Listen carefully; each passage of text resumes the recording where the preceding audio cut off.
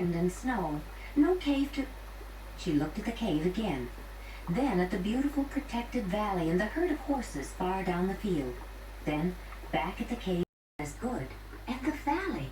I could gather and hunt and store food. There's water and more than enough wood to last the winter. Many winters. There's even flint and no wind. Everything I need is right here.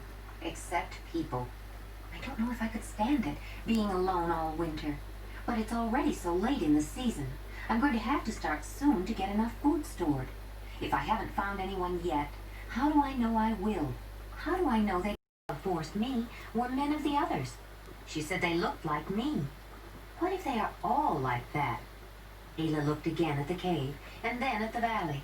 She walked around the perimeter of the ledge, kicked a loose rock off the edge, stared off at the horses, then came to a decision. Horses, she said. I'm... She used sound only for names or to emphasize the rich, complex, and fully comprehensive language she spoke with the graceful flowing motions of her hands. It was the only language she remembered. Once her decision, days of traveling the parched, windy steppes, dreaded the thought of traveling any more at all. She raced down to the rocky beach and stooped to get her wrap and amulet. As she reached for the small leather pouch, it was not cold. It had hard, precise edges and smooth, flat planes. She turned it this way and that, watching its facets sparkling in the sun. Then she happened to turn it at just the right angle for the prism to separate the sunlight into the full spectrum of colors. And erratic, not native to the place. The gleaming stone had been torn from its birthplace by the even greater force of the element it resembled, ice, and moved by its melted form until it came to rest in the alluvial till of the glacial stream. Suddenly, Ayla felt a chill colder than ice crawl up her spine, and sat down, too shaky to stand, thinking of the stone's meaning. She remembered something clear. People who wandered homeless for very long.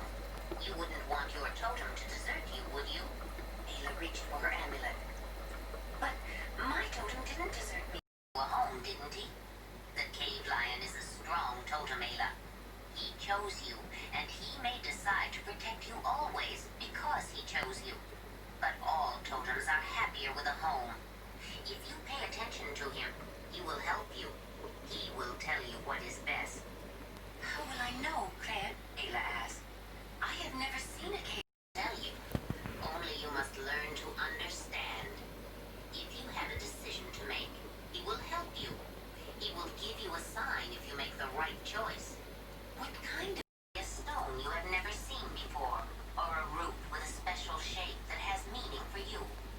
You must learn to understand with your heart and mind. Put it in your amulet. It will bring you luck. Cave lion, are you still protecting me? Is this a sign? Did I make the right decision?